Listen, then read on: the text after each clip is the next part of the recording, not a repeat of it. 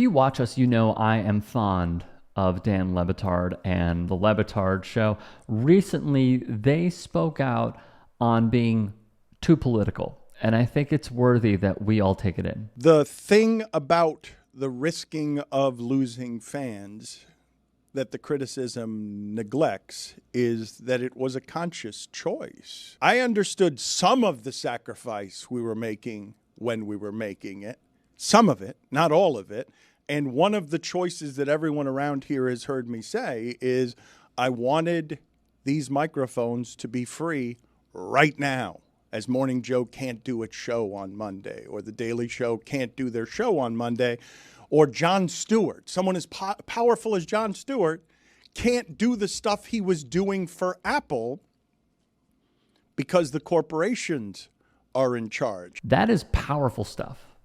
And it is a breath of fresh air. More from Dan. I just don't want to sit out the next 4 or 5 months, no matter how it is that they end up going, because I can't talk about stuff. It's the choice we made. What started to fray everything before Chris Cody was the limitations on speech because of a corporate policy that now results in all the walls falling down. So Dana White is endorsing Donald Trump for 5 minutes on McAfee. Dude is preaching here. And in case you missed it, I've been saying this forever about this guy. He is one of the toughest, most resilient human beings that I have ever met in my life. This guy is the legitimate, ultimate American badass of all time. this is what Dan was referring to. Joel D. Anderson, a former employee of the Four Letter Network, would sarcastically tweet, "The no politics mandate is now over."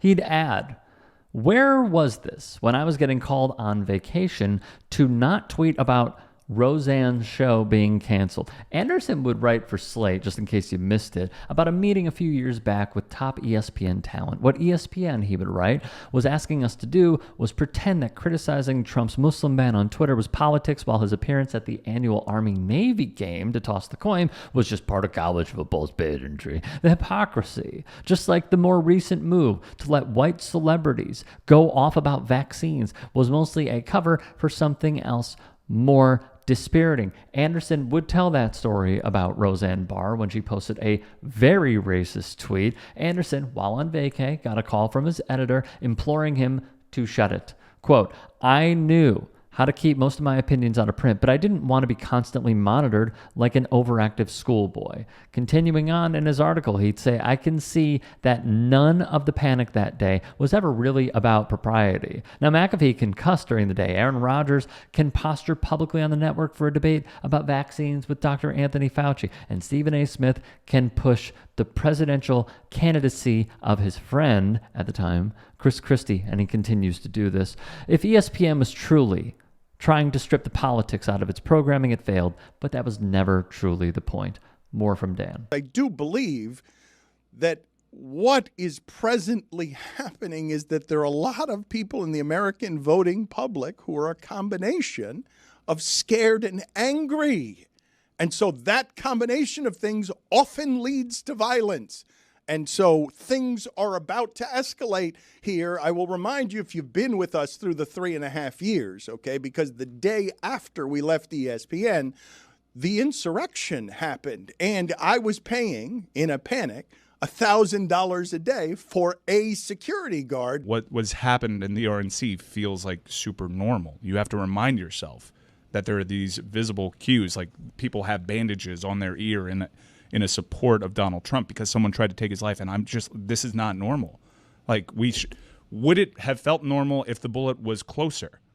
The world would have stopped. I was in Tahoe at the time, and I was at a casino, and I was passing by the sports book, and there were games still going on. And I was like, why are there games going on? Like, there was a politically motivated assassination attempt on the former president and the leading candidate for president in this cycle.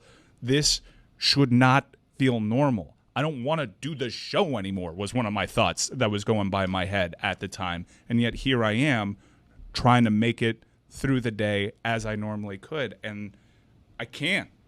I have to remind myself that it isn't normal and that I have to do what I can.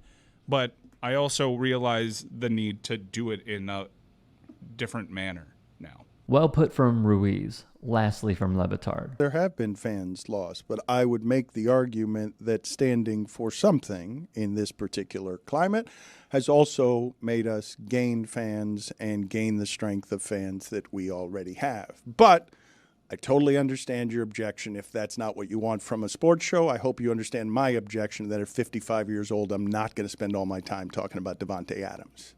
I'm just not going to do that anymore. To be honest with you, I understand where he's coming from. I also understand the threat that one of these men face. I also comprehend and can relate to the amount of comments we receive saying, oh, what does this have to do with sports? Why don't you keep it sporty, sport? What is sports? Too political, sports. We are living in not unprecedented times, but dangerous times. This is a country that has profited off the slave trade.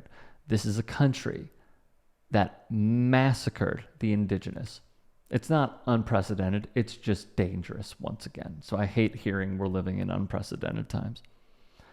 What I would like to see is more class consciousness, because there are a few things. The first is Dan Le Batard saying the reason why Jon Stewart can't talk about it is because corporations run it.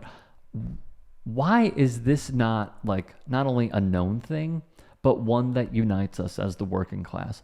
It astounds me that people will go to that event that Republicans threw and really think that they care about them when they don't. They care about their bigotry, they care about their hatred, but they don't care to unify. Their whole entire message is problematic. Their whole entire message is demeaning people that are predominantly not white. And yeah, you could throw up Amber Rose. You could throw up Byron Donalds, who has given outrageous statements. Do it. Totally fine. But we all know that they are there for one reason and one reason only. What should unite us is corporations robbing us blind, and in addition, seeing that Donald Trump is open for business. Look at the people that are bankrolling his campaign. David Sachs tweeted all the mega millionaires and billionaires that are supporting him. And he said, come on in, the water's warm. This is a man who will undoubtedly, already has, and will continue stripping America for parts just so he could continue to profit and retain power. It is sickening. And until more people see this, it will stagnate progression.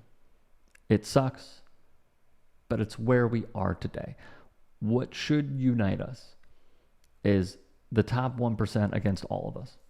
Seeing the ways that they control mass media, they control the food we eat, the water we drink, the cars we drive, the air we breathe. I mean, we can go on and on. And I reiterate, until people see it, they will continue to be blind, and in turn, follow the blind. Because that is exactly what it is. Blindly motivated by profit. And we deal with the repercussions. If you can and are willing, please become a paid member here at TYT Sports. And or go to tyt.com/join. In addition, you can follow me on Twitter, Instagram, and TikTok. Appreciate it. Have a great day.